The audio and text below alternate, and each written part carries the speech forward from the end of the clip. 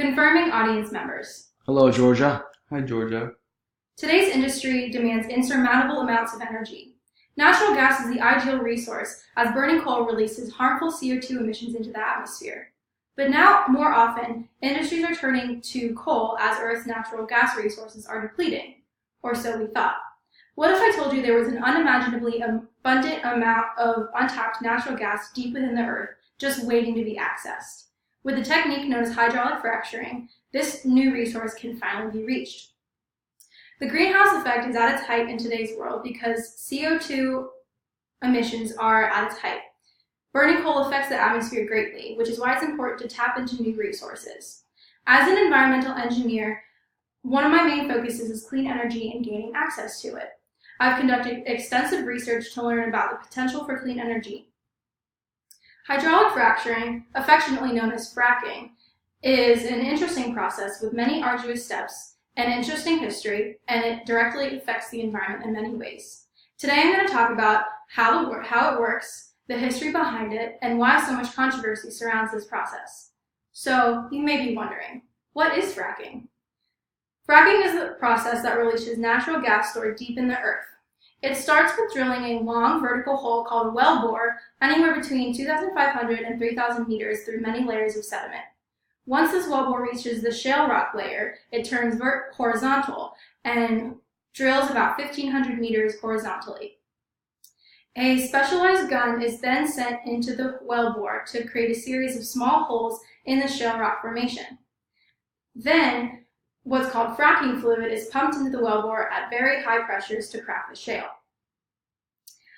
Once this happens, this is the escape point for the natural gas and oil to seep out of the shale rock. The fluid that flows back up to the surface with the gas and oil is called flowback. Flowback is made up of injected chemicals and other natural materials such as metals and hydrocarbons. Once the natural gas and oil has been extracted from the flowback, it has to be stored up. As reported in an EPA article concerning this process, the flowback is often stored on site, where it is then treated, reused, and discharged to surface water. Another concept that companies might use outside of storing on site is just injecting it back into the ground. In summary, hydraulic fracturing as a process involves drilling deep into the ground, creating holes in the shale rock formation, and injecting fluids at high pressures to crack the shale so the natural gas can escape. Now that we've talked about the process, I will next cover a brief history of this process.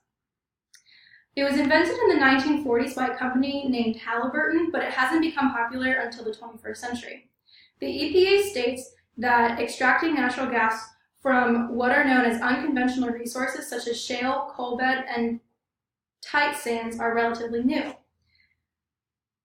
The shale, the coal bed, and the tight sands are what are known as the unconventional resources. Coal bed methane is captured and used as energy today, and shale gas is located all across the U.S., commonly in places where oil production hasn't occurred before. According to Mia Nakamuli's TED Talk, a fracking site can be anywhere with natural gas, ranging from in the middle of the desert to 100 feet from your backyard. Being so close to your backyard raises lots of concerns about drinking water resources. In 2005, the Bush and Cheney administration passed an act under the Safe Drinking Water Act. This act exempted fracking fluid from being regulated by the EPA, essentially stripping its authority to control those chemical additives. This commonly became known as the Halliburton loophole because Dick Cheney is the former CEO of the company Halliburton, which is the company that invented fracking. With its extensive history and interesting events such as the Halliburton loophole, much more controversy has come up with this process. Some of the controversy concerns include environmental concerns. Many people say that the holes in the shale can cause earthquakes and other natural disasters that cause damage on the Earth's surface. Another point of concern is the main byproduct of this process, which is methane.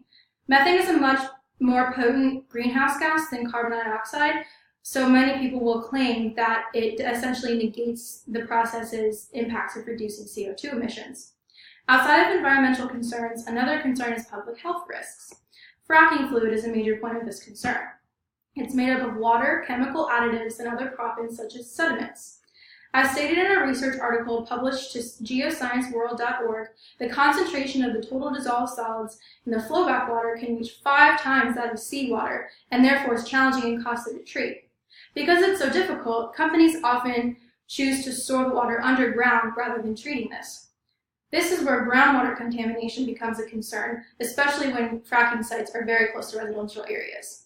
In Kathleen Hewlett's book, Fracking, a Pennsylvania resident allowed an oil company to drill on her property, and within a few days she claimed her water resource had been contaminated. She explained that she was able to light fire to the water that was flowing from her faucet, indicating dangerously high levels of methane. Because of all these different controversies and frightening stories, there are many benefits of this process that often go overlooked. For example, because of this new resource of natural gas, it reduces the need to burn coal, therefore lessening the CO2 emissions. Electric power emissions are at the lowest level they've been in 30 years, and according to an article published by the U.S. News, no technology has done more to reduce carbon emissions than fracking. This is an important factor to remember, and it often goes unnoticed in light of all the other controversies surrounding this process. In conclusion, hydraulic fracturing is a very unique process that involves drilling deep into the shale rock formation using high-pressure fluids to crack the shale and letting the natural gas and oil seep up to the surface. With its lengthy and interesting history and new unconventional reservoirs such as shale, coal bed, and tight sands, it has lots of controversy and concerns that surround this process.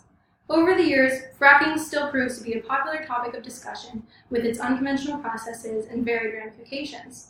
Its ultimate purpose is to tap into the natural gas resources dispersed in the shale rock, which has never been previously accessible, which ultimately makes this process revolutionary. And as Edward Teller once said, the science of today is the technology of tomorrow.